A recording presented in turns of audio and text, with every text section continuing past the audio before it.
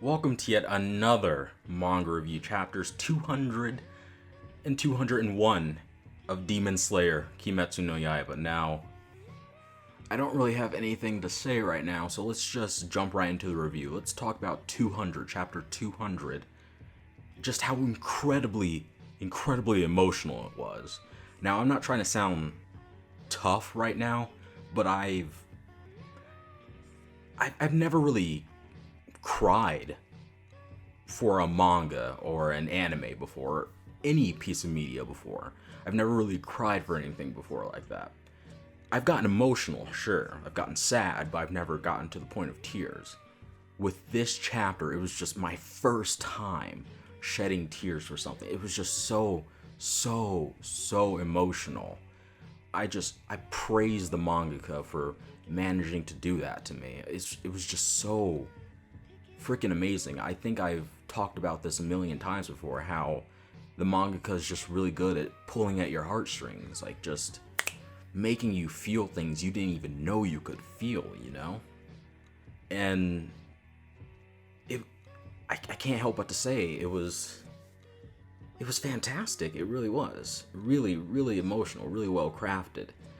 I suppose we should talk about each death separately now. Sorry. Now, let's talk about the rock pillar's death. Now, tell me in the comment section below, were you emotional about that death? Like, did it surprise you? Because for me, I think the whole thing about the kid showing up and talking to him while he was about to die was pretty predictable. I feel like predictable doesn't mean bad, by the way. I'm not trying to say it's predictable, therefore it's bad. It was just really predictable to me that the kids would show up and talk to him. So it didn't hit me as hard as it might have. It would have hit me harder possibly if he just died alone. Like, he just died and just thought about the kids and thought, it's time to see you kids again. Like, stuff like that. It would have been a lot more emotional for me if the kids didn't show up at all, if he just went on his own. And yeah, it would have been a lot better to me. Tell me in the comment section below, did you like that death? Tell me in the comment section below your opinion on each death. Like the rock pillar, the near-death experience of the wind pillar, and the snake and love pillar death. Like, I'd really like to know. Now, moving on to, I suppose, the wind pillar's near-death experience. That one hit me the hardest. It was just, oh my god. That was the one that brought me to tears. The rock pillar's death, kind of emotional, but the wind pillar's near-death experience brought me to tears. It was just, oh my god. Like the part where the fact that he was willing to go to hell. Granted, it was the Japanese version of hell, where you can actually reincarnate out of it after a certain amount of time, like millions of years, I think. It's not like Christian hell where you're stuck there forever, but still, he was willing to go to hell just to be with his mother. That was absolutely amazing. That is, I'm getting emotional just thinking about it right now. It's so sad. And the fact that he has to live too is kind of somewhat sad too, because he has to deal with seeing his mom go to hell, seeing his brother again, but not being able to interact with them. He has to deal with that now, still being alive, still not being with his family, if that makes sense, which is kind of sad to me. Like, it might not be sad to other people, but it's sad to me, Now, I suppose let's move on to the snake pillar and love pillar death. Now, I don't think I was the only one who was surprised about the love pillar's death. I think a lot of people were, because we didn't notice that her arms were ripped off in the past chapter or chapter before that. I don't remember. Like, a lot of people didn't realize that. I remember in the forum that I go on, when it showed that she was dying, everyone was like, wait, what? How is she dying? How the hell is she dying?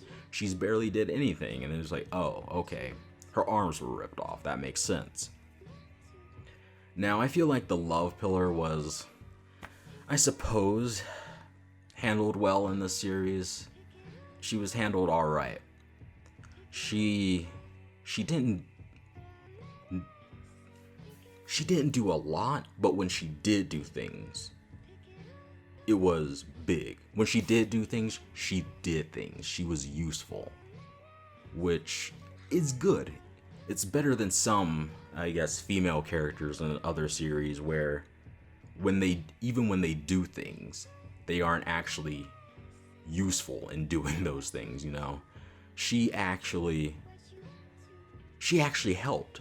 Sure, she got kind of destroyed at the beginning of the Muzan fight, but she ended up helping in the end. Sure, some of her, I believe, like, most of the fight with Upper Moon 4 was off-screen, but she still managed to take out Upper Moon 4. Amazing. So, she did very little, but when she did do things, it was big things, okay? But, now, they mentioned this whole thing about, oh man, hopefully we'll reincarnate and fall in love with each other, blah, blah, blah. Now, I believe the Snake Pillar actually mentioned that earlier in the Muzan fight before, during his, flashback, thinking about the Love Pillar. And this talk about reincarnation, along with the whole thing about Demon Tanjiro, makes me wonder if we really are going to get a sequel series following, well, at least including the reincarnations of those two characters. I believe in Japan, like, it'd probably take thousands and thousands of years for them to reincarnate, wouldn't it? I'm not sure how Japanese religion works, so I don't know if it's even possible for them to reincarnate that early. But yeah, their death was alright. I'm still annoyed that they didn't kiss in the end. That got me. Like, is that like taboo or something back then to kiss people that you aren't actually in a relationship with or something? I don't know. It hit me, okay? Moving on to Gyu's reaction to Tanjiro's death, in quotation marks. That was emotional too. That was the other thing that got me in tears, was him just thinking, I failed again. I failed you again. It was just so tragic. It was... I don't have any words for it. It was just... You know, I love myself a good tragedy. So while it was incredibly emotional, it was incredibly good too. I love just tragedies. Not when they happen to me, of course, but I love me a good tragedy. So that just hit me so hard when I read it. Now, I guess we should move on to chapter 201. Let's talk about Demon King Tanjiro. Now, in my live reaction, I said that Muzan took control of Tanjiro's body. I was completely wrong with that. Muzan is dead. He is gone. He is... whoosh. He is dead. What he did is give his cells to Tanjiro. So he kind of... I guess you could say he created a son, you could say. He created a child. As he did what King Piccolo did in Dragon Ball, where as he was dying, he spit out and he created a child to take his place as the Demon King. He did exactly that. And I made the mistake of saying Muzan took control of Tanjiro in my live reaction. I'm sorry about that. Yeah. Now, I believe in my live reaction I kind of tried to predict that it'd kind of be like some stereotypical shonen thing where the main character is containing a demon inside of him. Freaking nine-tailed fox, hollow, anti-magic demon, whatever you want to point out. I thought it was going to be like that, but no, Tanjiro's completely taken over by Muzan's child. He has become Muzan's child. And he's completely immune to the sun, too. Now, I don't know how they're going to beat him, because Nezuko's blood, I believe, is supposed to have properties of the sun. Like, that's her whole thing. Her blood, when caught on fire, like when using the blood burst demon art, like, it has the properties of the sun. Assuming she can still use it, I predicted that she'd muster out one last demon art and burn Muzan out, but that's not looking very likely at all. It looks like she's possibly completely human now. And it wouldn't even work, possibly, because he's immune to the sun now. Is he immune to beheading? Probably. So, I have absolutely no idea how they could even potentially win this. I joked about someone using a type sealing jutsu type thing on him to just seal him away until a sequel series happens where he finally breaks free and whatnot, and it's up to our new main characters in modern Tokyo to defeat him, and they're trained by old man Zenitsu. My mind just kind of went off the rails. It was just, I made up an entire plot last night, which I won't say right now because it's kind of embarrassing. Pretty fan fiction tier. I don't know. Now, since we're on the topic of a sequel series, I'm still trying to figure out if I'd like a sequel series. Now, a sequel series. I mentioned before that I'd prefer a sequel series over the main manga continuing, but at this point I don't even know if I'd prefer a sequel series, simply because I just don't want it to be set in modern Japan or anything, because that's a boring setting to me. Imagine if it took place in sci-fi stuff. They're using breath forms with lightsabers and whatnot, and it's just boosh. Actually, I forgot I'm not on camera right now, so I can't do my stupid little cringy little hand motions and sound effects, but I have faith in Wani. I have faith in the mangaka. I'm sure they can pull through with this. I'm sure that they could make a good sequel. And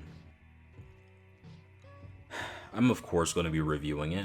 I'm of course going to be doing live reactions to it because I love this series, but I'm still stuck on whether I really want this, you know? Now, as I was just saying that, as I was just talking about this whole sequel series thing, one thing popped into my head. Kanao.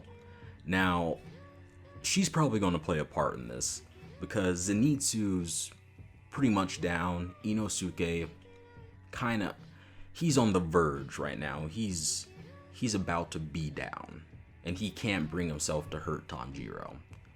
Giyu has one arm left. It's up to Kanao, really. That's probably... I was hoping that she'd help Tanjiro to defeat Muzan, but this is good too. Her jumping in to defeat... Actually, I say defeat, but I still don't know how they defeat him. Jumping in to fight Demon King Tanjiro. Damn, that's a really, really badass name. But... I have no idea how this will work. Huh. It'd suck if she was just used as a kind of plot device, as like Demon King Tanjiro ends up attacking her, killing her, or almost killing her, and then Tanjiro kind of like a piece of Tanjiro inside of him kind of just resurfaces and goes, "Oh my God, what have I done?" I hope it's not like that. I hope she's not there just to I guess be beaten, be destroyed. So, yeah, that's really all I have to say about these two chapters.